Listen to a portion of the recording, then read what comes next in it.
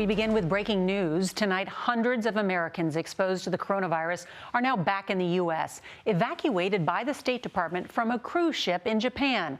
Today, a top government scientist here in Washington says they were rescued because the quarantine on board the Diamond Princess failed. 14 of those Americans tested positive for the virus. Now, they were kept separate from the other passengers and are now being treated at U.S. hospitals, nearly doubling the number of Americans with coronavirus. The rest of those airlifted home are now in quarantine at U.S. military bases.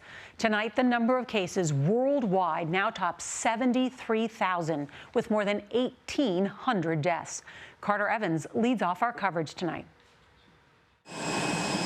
Crews in protective suits greeted the Americans as the two charter flights landed in Texas and here at Travis Air Force Base in California. U.S. officials said the quarantine on the Diamond Princess in Japan had failed.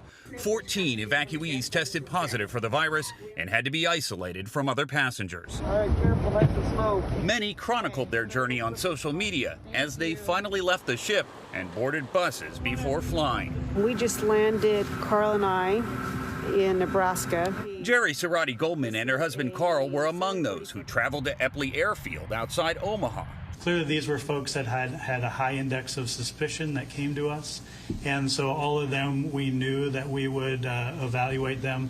This is our greeting team. This was the scene at the base as they arrived. Goldman's husband developed respiratory symptoms in transit and is currently being tested. I'm not able to leave this room at all. She's being housed on a medical center campus. There is also concern about the more than 2,000 passengers and crew members who were aboard the cruise ship Westerdam. They disembarked in Cambodia and had been given the all clear, but an American woman who had been a passenger now has tested positive.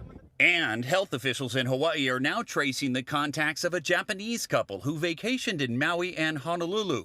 Both were diagnosed with the coronavirus after returning home. And the evacuees who just arrived here at Travis Air Force Base are now beginning their 14-day quarantine. Meanwhile, the effects of the coronavirus are spreading to the tech world, with Apple announcing today its quarterly earnings could be lower than expected because of a production cut in iPhones in China. Nora. A viral economic effect. Thank you, Carter.